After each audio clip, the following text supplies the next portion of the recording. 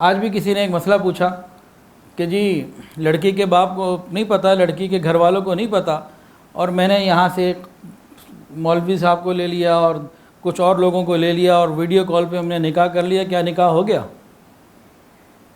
یہ نہیں پوچھا تھا انہوں نے کہ نکاح ہو گیا، وہ اطمینان میں سے کہ نکاح ہو چکا۔ اگلی بات کرنا چاہ رہے تھے کہ ہم تو اب میاں بیوی ہیں، اور جب لڑکی کے گھر والوں سے رشتہ مانگا تو رشتہ دینے کے لیے تیار نہیں ہے، اب ہم تو نکاح کر چکے ہیں۔ وہ کہیں بیٹھا ہے، یہ کہیں بیٹھی ہے، ویڈیو کال پہ اور سب کچھ ہو گیا، لڑکی کے والدین کو نہیں پتہ۔ بھئی ولی کی اجازت بھی ضروری ہے، اس کے بغیر زنا تو ہوتا ہے، نکاح اس طرح نہیں ہوا کرتے۔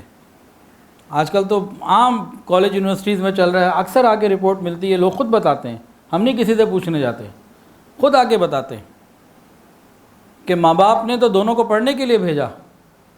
یہ نوجوان لڑکا اپنے دوستوں میں سے دو کو پکڑتا ہے اور اس کو کہتے ہیں ہاں بھئی ایجاب و قبول ہو گیا، پورے خاندان میں نہ لڑکے کے ماں باپ کو خاندان کو پتہ، نہ لڑکی کے خاندان ماں باپ کو پتہ، نکاح ہو جاتا۔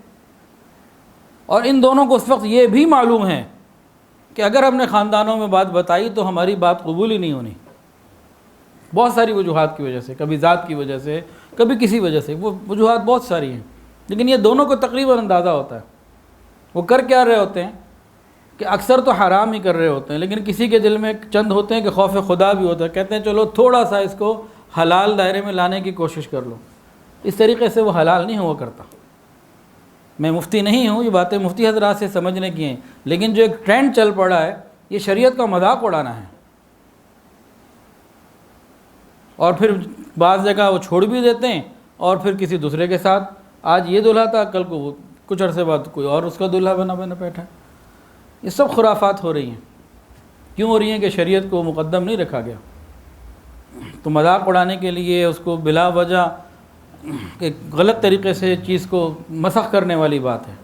اللہ ہماری حفاظت فرمائے۔ ویڈیو کے نیچے سبسکرائب کے بٹن پہ کلک کریں، بیل کے آئیکن پہ کلک کیجئے تاکہ ہر نئی ویڈیو کی نوٹیفیکیشن آپ کو مل جائے۔